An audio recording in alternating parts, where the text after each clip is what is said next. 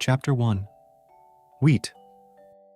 Once upon a time, there was a beautiful village in Anatolia. In this village lived a warm-hearted man called Yunus Emre. Yunus Emre's heart was brimming with a desire to spread love, kindness, and a helping hand to everyone. He always put others before himself and endlessly searched for the meaning of life. Then there was a war that left Yunus Emre's village under pressure. Yet, even in these times of hardship, Yunus Emre kept on defending the power of love and peace. One day, a famine broke out in the village. The elders of the village came together to find a solution. They decided to send Yunus Emre to the village of Hachi Bektas Veli to get aid. On his way there, Yunus Emre started thinking everyone should serve a purpose in life. Yunus Emre didn't want to arrive at Hachi Bektas Veli's village without a gift. He started picking up mayflowers to gift Hachi Bektas Veli. Finally, he arrived at Hachi Bektas Veli's village. The village was astonishing, and the people of this village was far happier than that of Yunus Emre's own village. In this beautiful village, the villagers welcomed him. Even though Yunus Emre wanted to meet Hachi Bektas Veli immediately, the villagers told him to rest up for 3 days. After his 3 days of rest, Yunus Emre was finally brought to the presence of Hachi Bektas Veli. Hachi Bektas Veli was an older man with a beautiful face and a radiance from within. Yunus Emre was very happy to be in his presence. Yunus Emre asked Hachi Bektas Veli for some wheat to take to his villagers. But Hachi Bektas Veli had a different proposal for him. Would you like to have a breath for each mayflower, or would you like to get wheat for each mayflower? Because the people in his village were starving, Yunus Emre immediately answered, saying he wants wheat. But Hachi Bektas Veli was persistent, and because Yunus Emre didn't know the meaning of breath, he said he just wanted wheat. Finally, Hachi Bektas Veli gave Yunus Emre wheat to take back to his village, and advised him on the importance of love and peace. Yunus Emre set on his way back to his village with the bags of wheat. On his way back, Yunus Emre started pondering on the meaning of breath. He realized his mistake. He understood that what Hachi Bektas Veli called breath was life. He immediately turned around and went back to Hachi Bektas Veli's village. He said that he wants breath instead of wheat. However, Hachi Bektas Veli said that they had given the key to Yunus Emre's heart to a man called Taptuk Emre. Hachi Bektas Veli said to Yunus Emre, "You have to go and take your breath from Taptuk Emre, because Taptuk is also one of us." Upon hearing Taptuk Emre's name, Yunus felt an all-consuming love in his heart. Chapter 2. Woodworker. Yunus Emre got back to his village and dropped off the wheat. He told all his friends about what happened. Then, he set off again to visit Taptuk Emre at his dervish lodge. Taptuk Emre welcomed Yunus Emre with affection. Yunus Emre took a seat opposite Taptuk Emre and listened to his teachings. Yunus Emre was impressed by everything Taptuk Emre told him and decided to start working at the dervish lodge as a woodworker. One day, when Yunus Emre was doing his woodwork, Taptuk Emre noticed his hard work. He asked Yunus, who was working with dedication to make sure he didn't get any wonky pieces of wood, "Aren't there any wonky woods in the forest?" Yunus Emre answered with a smile, "There are in the forest, but no wonky wood can come past the doors of this dervish lodge." Taptuk Emre appreciated the honesty and dedication of his student. Woodworker Yunus Emre worked there for many years under the guidance of his teacher, Taptuk Emre. And through this work, he also advanced on his spiritual journey. His hard work, simplicity, and sincerity showed people the importance of a life filled with love and integrity. Chapter 3. Yunus the Traveler.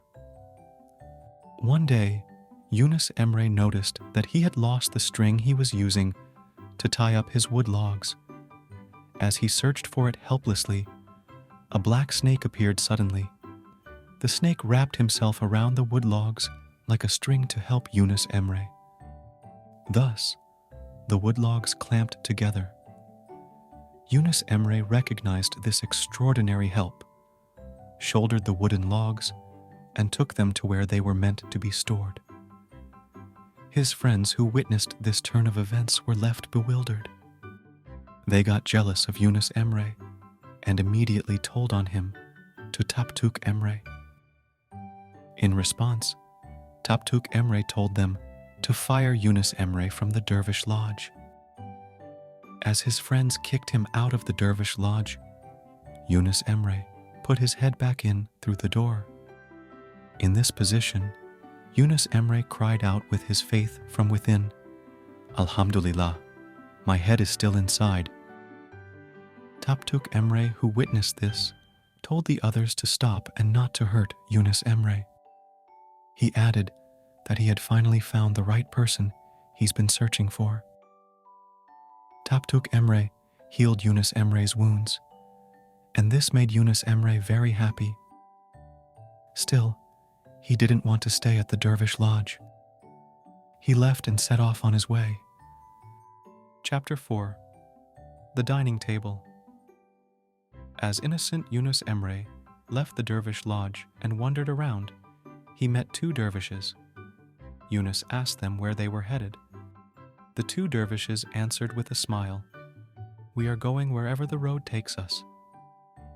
Yunus Emre asked permission to join them on their journey. All through the way, the two dervishes that were growing hungry prayed to God for a dinner table to come down from the skies, taking turns. Their prayers were answered immediately, and dinner tables full of delicious food came down from the skies. When the group grew hungry a third time, they said to Yunus Emre, "Now it's your turn." Yunus Emre opened up his hands in prayer and said, "Dear God, please don't embarrass your desperate subject.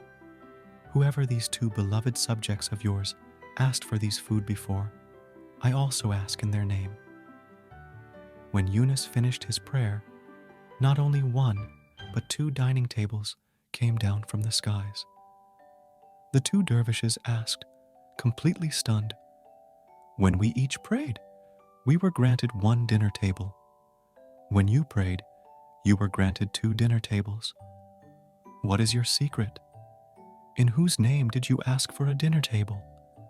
Yunus Emre answered in equal astonishment, "First, you tell me in whose name you asked for your tables. After that, I will tell you mine."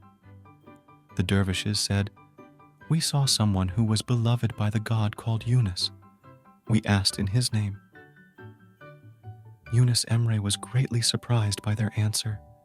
He sighed to himself, "Oh, my dear Tapduk, I never realized how you trained me and how much you've matured me." The two dervishes asked back, "So in whose name did you pray?"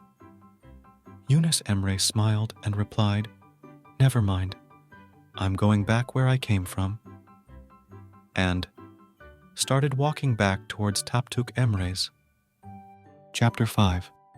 Yunus Emre is at the Dervish Lodge once more. Yunus Emre returned to the Dervish Lodge. Tapduk Emre's wife greeted Yunus Emre with love.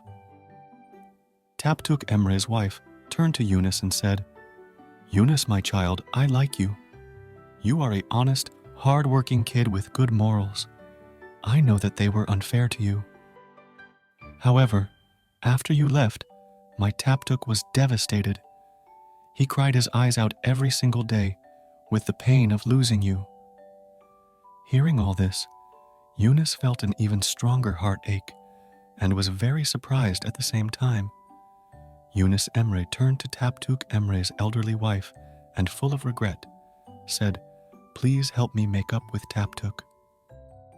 In answer to this, the elderly woman suggested a plan to Yunus Emre and said, "Tapduk Emre will come out shortly to clean up before his daily prayers. His eyes don't see now, he is walking with a stick. You go lie down on that doorway. When his stick bumps into you, he will ask me, 'Who is this?' I will say, 'It's Yunus.' If he says, 'Which Yunus?' quietly leave. He's probably still angry. If he says, 'Is it our Yunus?' get up, hug him, and kiss his hands." Yunus took his position at the doorway. Soon, Tapduk Emre's footsteps started echoing in the hallway, and his stick bumped into Yunus. Tapduk Emre asked, "What is this on the floor?" Tapduk Emre's wife answered, "It's Yunus." Tapduk Emre asked, "Is it our Yunus?" With those words, Yunus Emre jumped up and down in joy. Right after, Yunus started crying and said, "Please forgive me. You have bestowed so much on me, and I never even realized." Tapduk Emre said with emotion, "Dear Yunus, we were going to present you as a gift to our Creator, but you got too impatient. You opened the lid of the box. It's impossible to close it up again, so go on and tell whatever's in your heart. You are one of us. You love everyone. Your job is to love. Your job is to service the society. You won't have enemies, Yunus, because you would love even that who treats you with hostility. Nobody can get upset with you." From that day onwards, Yunus Emre had a heart full of Tapduk Emre's teachings. Yunus Emre welcomed everyone with open arms and led a life full of meaning and beauty. Yunus Emre and Tapduk Emre carried on their days with the joy of searching for God together and had friendly conversations in this endeavor, day in and day out. Yunus Emre stayed at the Dervish Lodge for some time longer and eventually said his goodbyes and set back on the road. Chapter 6. The Union. One day, Yunus Emre decided to set out on an adventure. He ended up at a passenger hostel during his travel. He told the landlord that he wanted to get to Konya. The landlord answered, "Join the Khorasan Saints. They are going to Mevlana Rumi." Yunus joined the Khorasan Saints and set out on a journey towards Mevlana Rumi. When they got near Konya, the saints craved a dessert called semolina halva. They called out to Mevlana, "We are starving. It would be amazing if you prepare a feast for us and make semolina halva dessert." The saints turned to Yunus, who stayed silent and asked, "What do you want from Mevlana?" Yunus Emre answered sincerely, "I wish for a friendly conversation with Mevlana." When they finally arrived in Konya, the saints were welcomed warmly by Mevlana Rumi and the people of town. But Yunus Emre immediately got down on his knees behind the door and started praying before being seen by Mevlana Rumi. Mevlana Rumi treated his guests to freshly made semolina halva dessert with love. Then he turned to them and said, "You asked for dessert, and I had it made. One of you has asked for my essence, a conversation with me. Where is he? I can't see him here." As the saints started muttering that Yunus Emre was lost, Mevlana Rumi's eyes caught Yunus Emre, who was praying behind a door. Mevlana Rumi ran over to Yunus Emre and embraced him in a hug.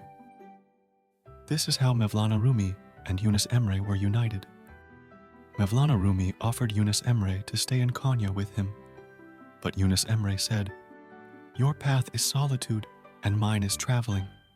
I was called to go, travel, see, and tell. I have to keep going until I'm summoned to stop. Staying in one place for too long won't do me good." And with that, they said their farewells. From that day onwards, Yunus Emre kept on living a life of delivering beautiful sayings. Yunus Emre was born in the heart of Anatolia and lived forever in the hearts of people that he touched. his life shaped into an eternal tale of the beauty of divine love. Famous phrases of Yunus Emre. Wisdom is to recognize wisdom. Wisdom is to recognize oneself. A few words are the burden of man. A lot of words are the burden of animal. A word finishes wars. A word gets a man beheaded. A word can become a poisonous injection. A word can become sweet, butter, and honey. The greatest worship is to love. Your sentences are right if you are right. There is no right if you are awry. Why are you scared of dying when you are forever? Whoever has patience has rewards. A friend's home is the heart. We are put on this earth to build hearts. That who loves never dies. I don't have joy at abundance. I don't have sorrow at absence. I console myself with your divine love. All I need is you. I didn't come here to fight. My job is to love. Tolerate that is created. Because of the Creator, there is another me deep within me. I was put in bone and flesh to appear as Yunus. Come, let's hold hands and get to know each other. Let's keep things simple. Let's love and be loved. This world doesn't belong to anyone.